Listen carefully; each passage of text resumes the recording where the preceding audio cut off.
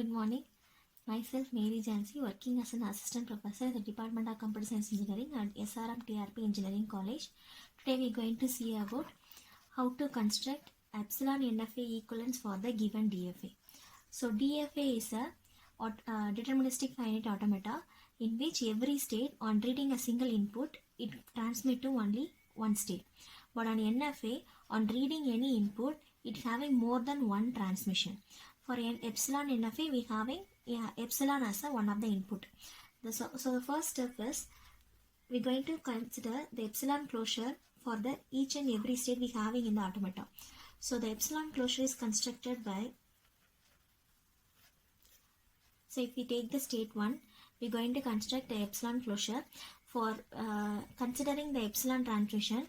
Before going into the epsilon transmission, we need to put the state in which we're going to calculate the epsilon should be considered as one of the state. So from one state, we don't have any epsilon transmission. So the epsilon closure of 1 is 1 itself. Like that, for epsilon closure of 2, we need to put the state first. So in 2, we having epsilon closure, the epsilon transmission to 3. In 3, we having transmission to 4. In 4, we having transmission to 5 as well as to 8. From 3, we having transmission to 10. So the epsilon closure is 2, 3, 4, 5, 8 and 10. So like that, we need to calculate the epsilon closure for all the other state till 10. So this is the epsilon closure for all the states from 1 to 10. So after calculating the epsilon closure, we're going to start finding the epsilon NFA equivalence, DFA equivalence for the given NFA. For that, we need to find the epsilon transmission from each and every state. So for n state, we need to take the start state. The start state is 1.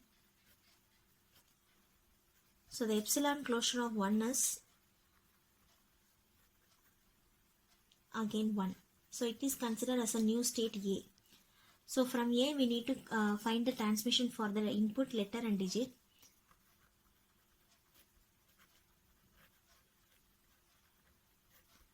So for calculating the delta transmission, for A, it is 1 state, we having transmission to 2. So we need to find the epsilon closure of 2. The epsilon closure of 2 is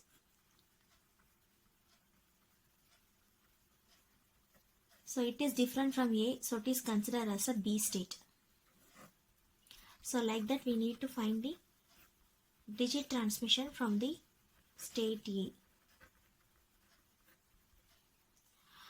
From 1, there is no digit transmission. So there is no transmission, it is considered as empty. So epsilon closure as empty is empty. So like that, we need to find the transmission for all the new state.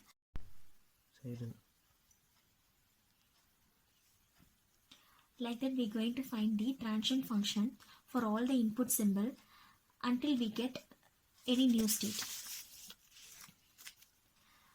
So on A on digit we get empty, on B on letter we get C, and B on digit we get D, and C on letter we get C, and C on digit we get D, and D on letter we get C, and D on digit again we get D. So there is no new state we get. So this is stage we're going to start the transient function.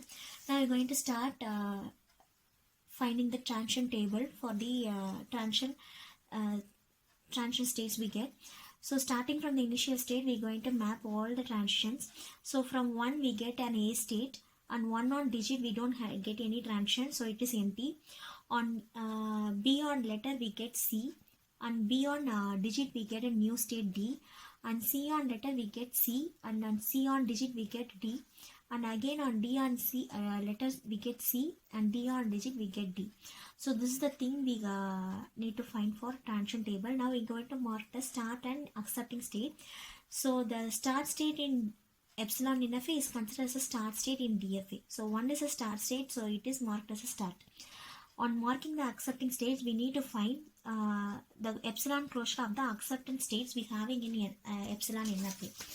So in epsilon NFA, the accepting state is 10. So we need to find the epsilon closure of 10. The epsilon closure of 10 is 10. So which are all the state is having 10, it is considered as a accepting states. So in B we having 10, so it is marked as an accepting state. In C also we having 10, so it is marked as an accepting state. And in D also we having 10, so it is marked as an accepting state. So this is the transition table for the converted DFA. And from the transition table we can draw the transition diagram. So we're going to mention all the states, and we're going to find the mark the transition of that particular input. So here we converted the given epsilon NFA to a DFA. There is no epsilon transition, and there is no true transmission or more than one transmission for any input symbol on any state. Thank you.